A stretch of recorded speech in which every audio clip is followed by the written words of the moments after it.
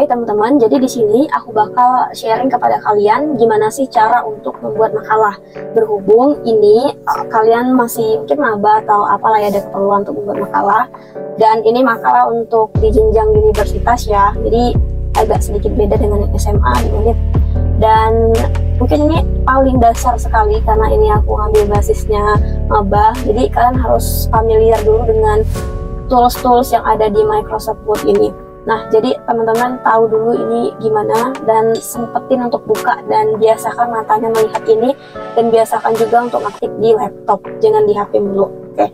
Nah, untuk makalah ini biasanya dosen, hampir semua dosen itu meminta kita untuk membuat makalah, entah itu individu ataupun kelompok. Tapi lebih banyak itu kelompok untuk membuat makalah, kemudian dipresentasikan ke depan kelas apa materi yang telah kita pelajari, telah bahas di makalah ini.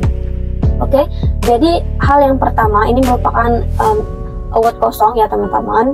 Teman-teman bisa lihat aja di laptopnya gitu, sudah ada.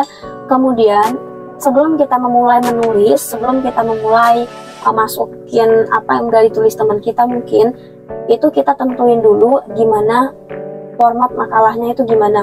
Maksudnya kirinya ukurannya berapa, kanannya berapa, terus ukuran fontnya apa, berapa, fontnya itu apa, dan lain sebagainya. Di sini kita akan memulai dari hal tersebut. Pertama, teman-teman silakan untuk cari, kita pergi ke margin terlebih dahulu ya teman-teman. Margin itu ialah untuk membuat ukuran daripada tulisan kita. Oke, di layout atau page layout teman-teman bisa lihat ada margin. Nah, ini untuk mengukur kiri dan kanan, atas bawahnya itu ukurannya berapa. Untuk makalah itu bisa teman-teman custom margin aja gitu, usah pakai yang udah diformatin dari Microsoftnya. Jadi untuk ukuran makalah itu untuk top berarti atas itu 3 cm, terus untuk left atau yang kirinya itu 4. Nanti aku jelasin kenapa bisa 4. Dan bottom itu 3 juga. Terus juga right kanannya itu 3. Nah, ini kenapa 4 sendiri? 3, 4, 3, 3. Kenapa ini bisa 4 sendiri? Karena untuk makalah itu kan di print teman-teman ya. Makalah kan di print, dan di print itu juga dijilid untuk mempercantiknya di kemasannya. Jadi ketika dijilid itu kan 1 cm kemakan oleh jilitannya gitulah, ban yang warna hitam itu teman-teman. Nah, jadi kita kan udah nentuin tuh 3 cm, berarti rapinya itu 3 cm. Di sini 3 cm, 3 cm, 3 cm. Artinya ketika teman-teman tambah 4 cm itu udah rapi. Tapi ketika teman-teman itu ubah yang kiri ini jadi 3 juga, ketika dijilid itu nanti akan menjadi 2 cm yang di sini. Dan di sini akan kelihatan kebanyakan, di sebelah kanan akan kelihatan kebanyakan, kemudian di sebelah kiri kayak nempel banget dengan jilitannya yang berwarna hitam itu teman-teman. Jadi itu alasannya. Oke, kita klik aja oke, nanti akan muncul. Nah, langsung kayak gini teman-teman. 4, terus ini di atas 3, ini dibuat di kanan 3, ini 3 juga teman-teman. Boleh kalau teman-teman mau hitung pakai restart gitu teman-teman. Oke, kemudian yang kedua, untuk formatnya untuk format dari font daripada kalimatnya itu menggunakan Times New Roman gitu. Nah, ini Times New Roman ini atau disingkat TNR gitu, ini paling standar digunakan dalam pembuatan makalah. Akan tetapi ketika dosen ataupun siapa yang meminta kalian membuat karya tulis atau tulisan, meminta Calibri atau font lain, ya udah tulisin aja. Tapi kalau standarnya itu biasanya pakai Times New Roman gitu. Kemudian di sini 12 silakan diubah, dan ini rata kanan rata kiri nanti kita akan ubah ya teman-teman. Tapi kalau untuk keperluan halaman depan ada strukturnya kayak cover dan lain sebagainya, itu nanti kita ini. Tapi kalau untuk keseluruhan, hampir keseluruhan tanpa cover itu harus rata kanan rata kiri. Maksud rata kanan rata kiri ini apa maksudnya? Ada tulisan tuh, jadi kayak tulisan yang kalau kita nulis itu kan nggak rapi tuh, kayak di catatan gitu. Tapi kalau di sini kita bisa rapiin gitu, gimana biar sebaris gitu, pas, jadi kelihatan rapi banget. Terus di sini ini merupakan line and paragraph space. Nah, ini jarak daripada paragrafnya itu berapa, kita gunain 1,5 gitu, 1,5 tuh, 1,5 untuk jaraknya. Nah, kalau udah ini udah kita ubah juga kita langsung menulis. Nah, untuk makalah di universitas di jenjang kuliah itu beda dengan yang di SMA gitu. Kalau SMA kan kayak dasar banget itu, tapi bedanya apa? Bedanya dari covernya tuh beda, terus juga dari strukturnya kayak ada pendahuluan, daftar isi, kata pengantar, bab 1 isi, bab 2 gitu teman-teman. Jadi oke, mari kita mulai. Kita buat terlebih dahulu bagaimana covernya. Nah, untuk cover teman-teman silakan untuk membuat terlebih dahulu cover. Dia ke tengah kayak gini teman-teman, ke tengah langsung ditulis aja makalah, terus dibuat judulnya itu apa judulnya, misal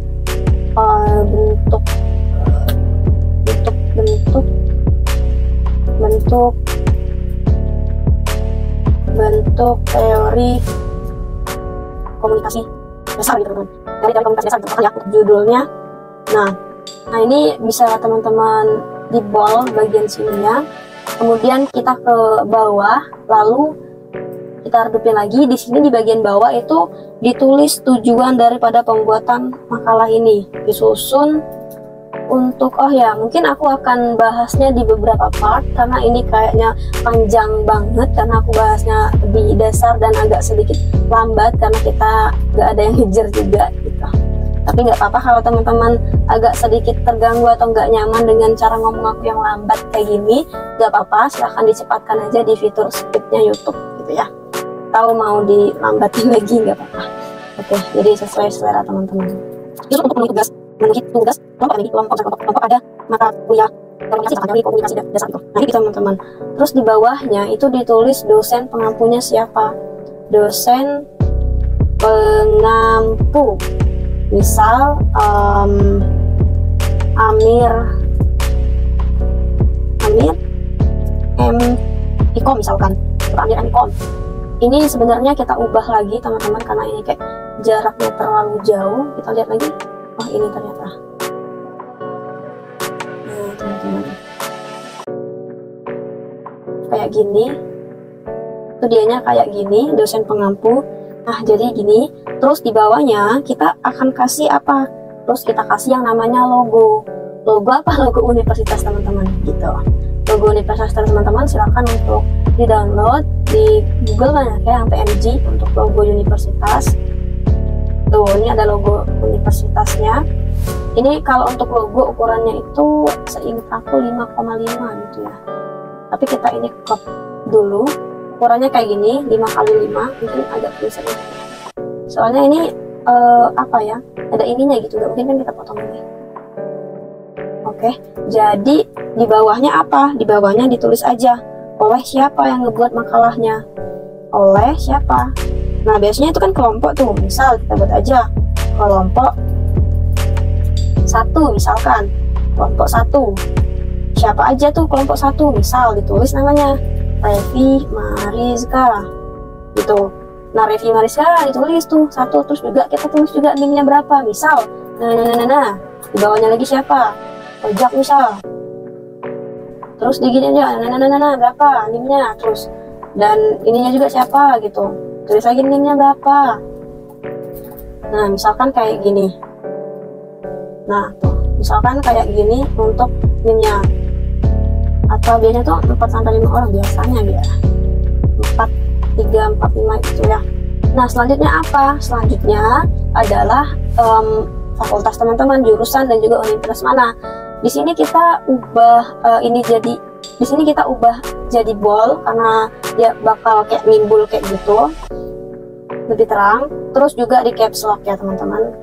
Dibuat tuh program studinya apa, program studi ilmu komunikasi misalkan, ilmu komunikasi, dan fakultasnya juga fakultas ilmu sosial dan politik gitu ya, dan politik Universitas Sriwijaya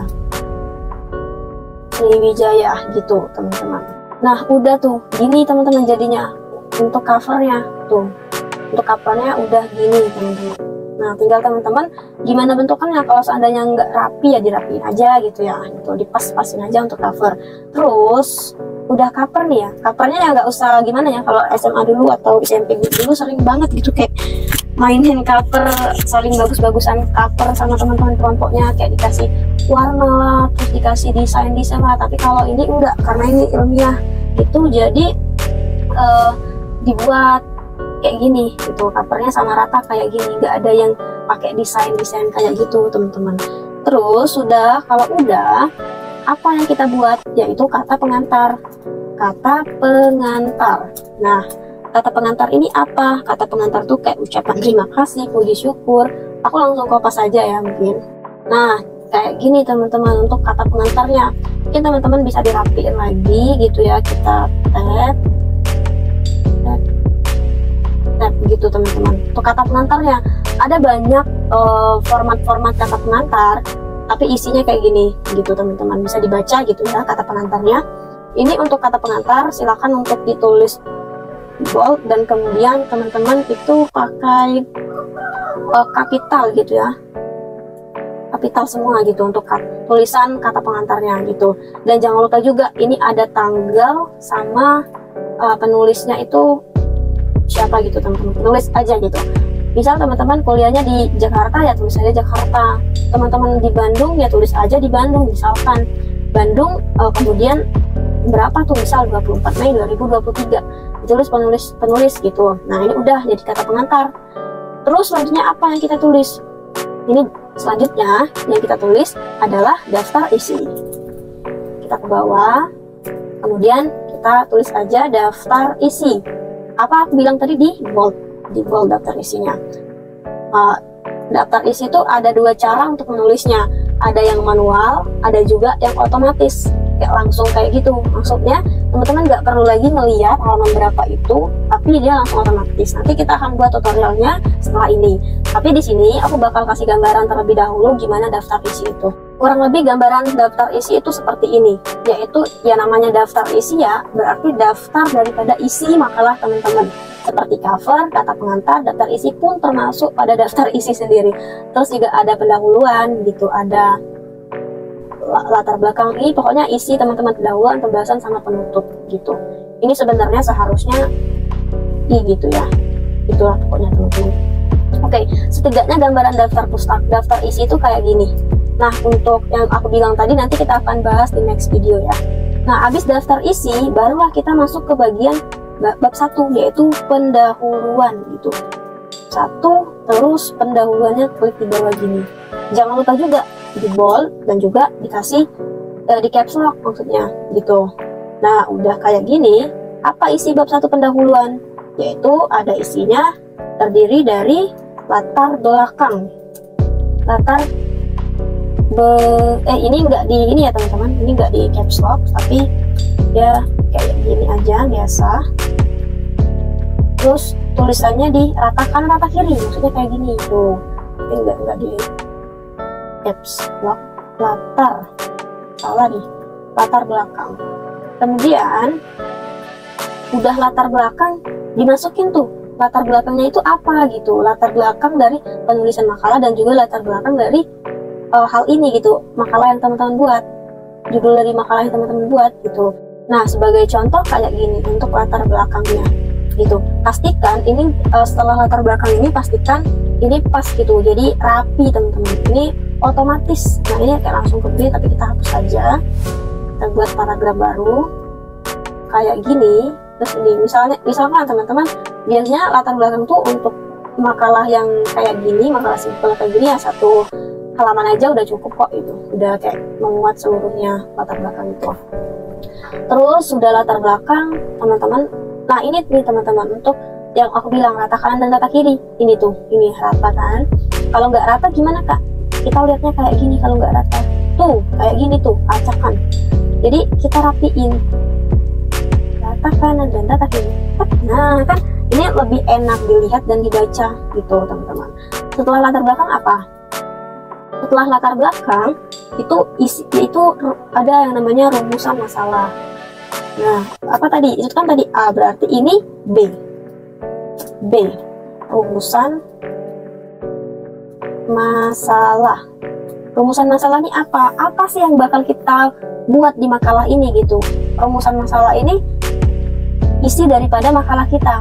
Kayak misal contoh, tadi kan kita akan membahas dari komunikasi itu. Berarti rumusan masalahnya misalkan satu, apa saja teori komunikasi itu misalkan. Terus yang kedua, bagaimana teori komunikasi berkembang gitu. Atau bagaimana perkembangan teori komunikasi. Terus yang ketiga, apakah implikasi dari teori komunikasi pada proses interaksi misalkan. Interaksi. Nah biasanya rumusan masalah ini terkadang udah dimuat di dalam yang namanya RPS gitu. RPS biasanya ada materi-materi gitu, kumpulan materi-materi. Ini kalau jaraknya terlalu jauh biasanya kayak gini teman-teman. Biasanya kayak gini tuh, yang bagian sini di remove dulu tuh, pernah kayak gini tuh. Kayak gitu teman-teman ya untuk rumusan masalah. Kemudian udah B berarti kita masuk ke bagian C. C apa? Berarti tujuan. Udah tujuan, manfaat. Nah, udah ke manfaat, barulah kita masuk ke, by the way, makalah itu nggak pakai saran ya teman-teman. Makalah nggak pakai saran, terus barulah kita masuk ke bab 2. Bab 2 yaitu pembahasan.